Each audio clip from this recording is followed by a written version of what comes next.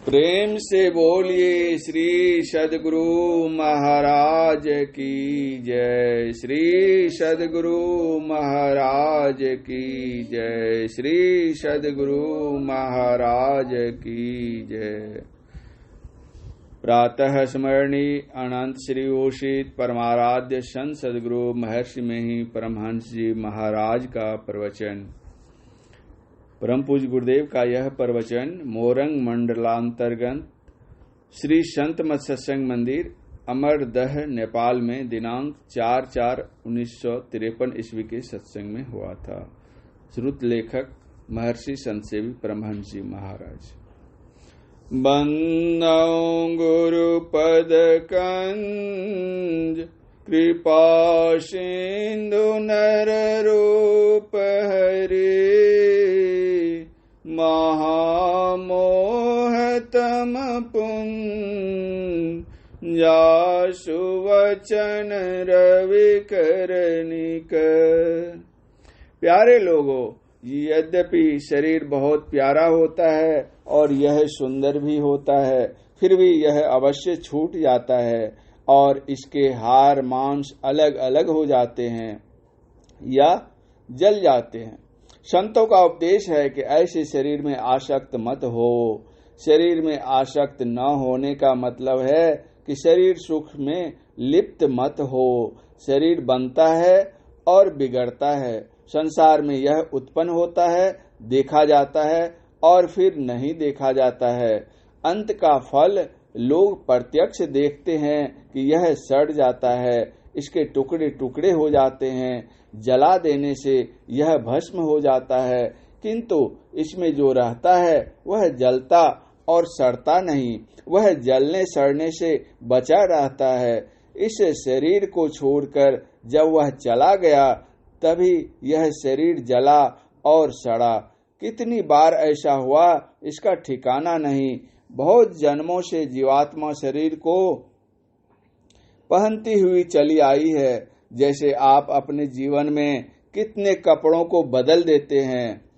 पुराने कपड़े बिगड़कर खराब हो जाते हैं और छोड़ दिए जाते हैं, उसी तरह जीवात्मा शरीरों को पहनती है और छोड़ती है। इसलिए शरीर के सुख में आसक्त होना दानवी स्वभाव है और शरीर को अनित्य समझकर, इसके सुख को नाशवान समझकर उसमें आसक्त न होना दैवी स्वभाव है।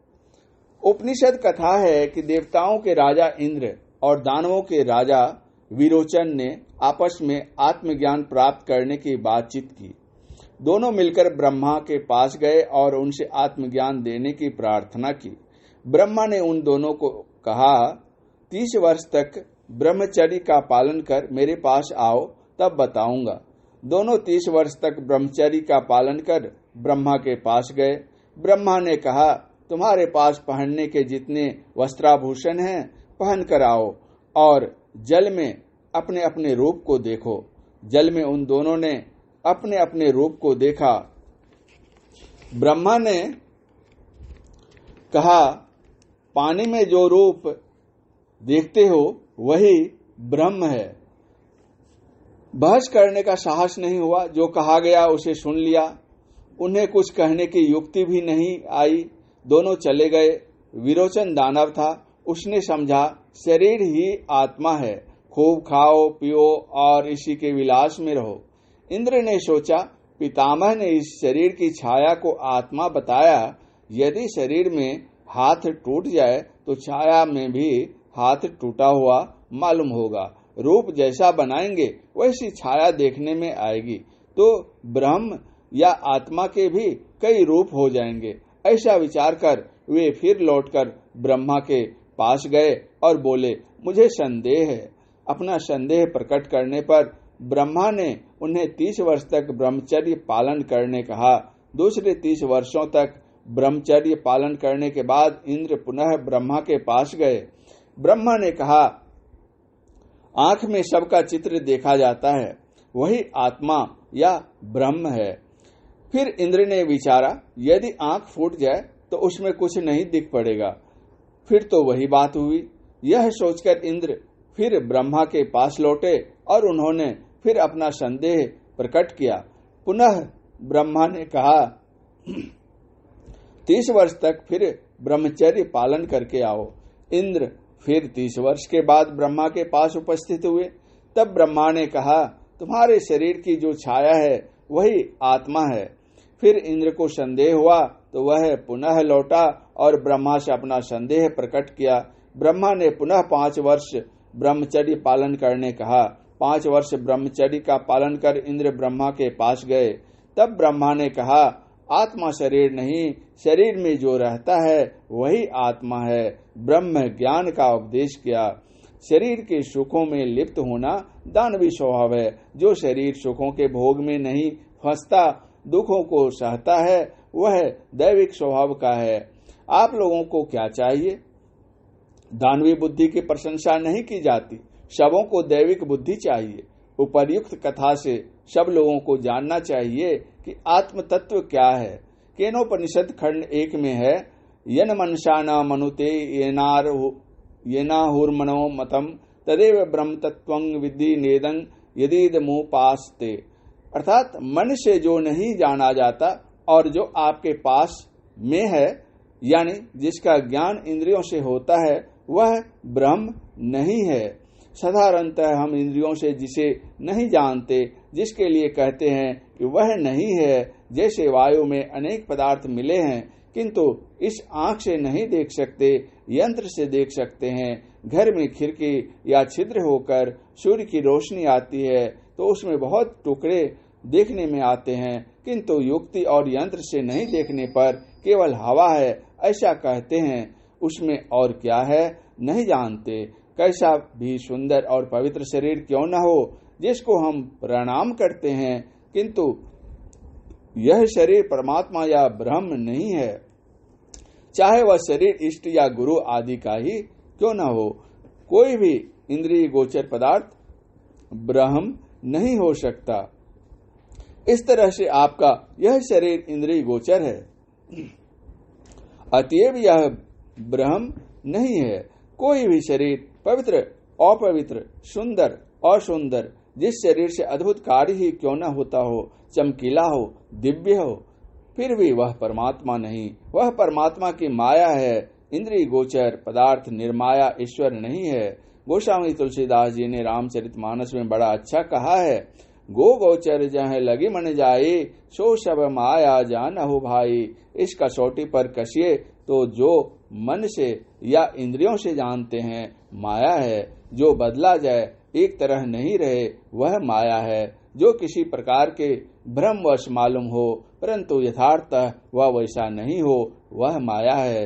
जैसे धुंधली रोशनी में रस्सी को सांप समझने का भ्रम होता है, उसको देखकर लोग डर भी जाते हैं, लेकिन वह सांप नहीं है, माया है। माया को भ्रम भी कहते हैं। सीपी में सूर्य की किरण लगने से चांदी सी भासती है, किंतु चांदी नहीं है, उसी को माया कहते हैं। हमारा शरीर मांस पिंड था, फिर बच्चा, जवान और बूढ़ा हुआ, वह माया है। एक वृक्ष कभी अंकुर था, वह बढ़ा, फूला, फिर सूख गया, वह माया है। इस प्रकार सब इंद्रिय गोचर पदार्थ सत्य ब्रह्म परमात्मा नहीं, माया है।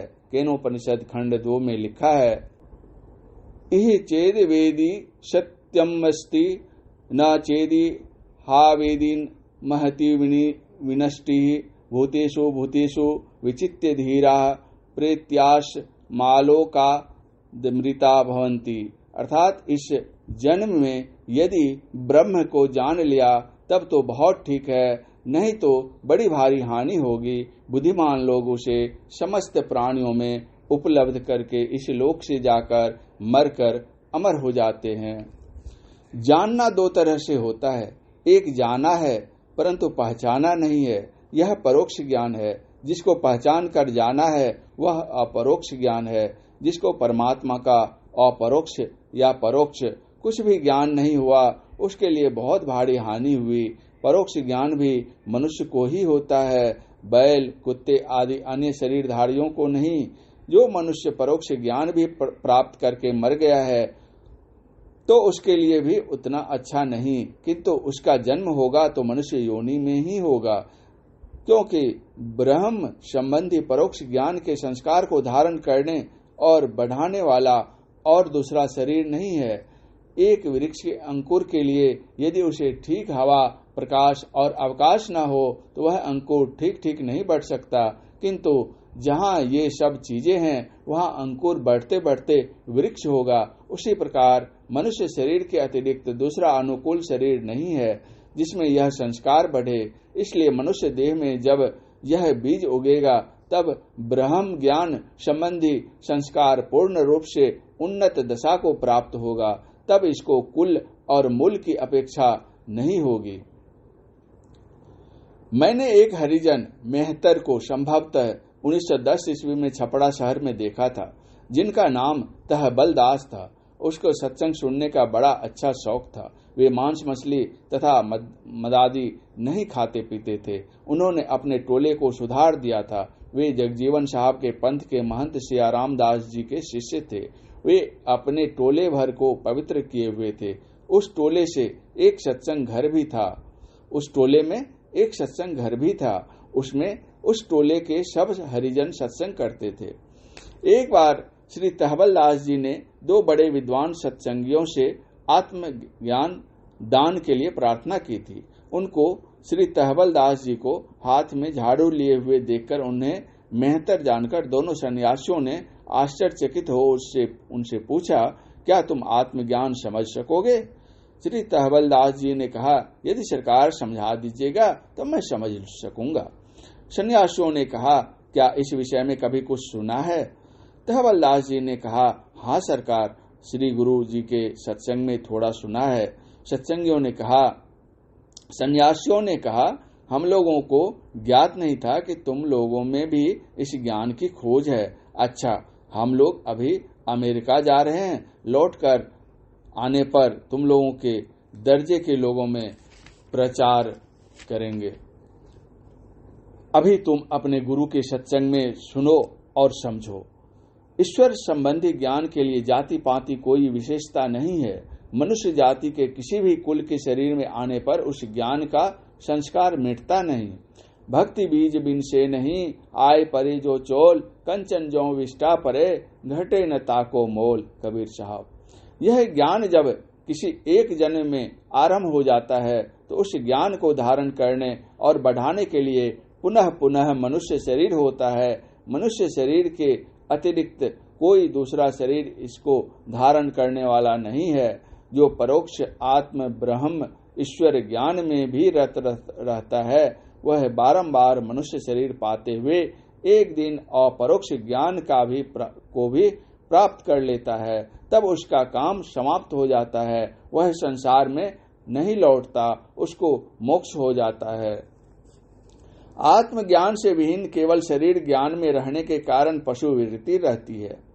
इसलिए वह पशु योनि में जन्म लेता है। जो श्रवण मनन द्वारा परोक्ष तथा निधिध्यासन और अनुभव द्वारा अपरोक्ष ज्ञान नहीं प्राप्त करता है, उसको मरने पर मुक्ति होगी, इसका विश्वास नहीं करना चाहिए।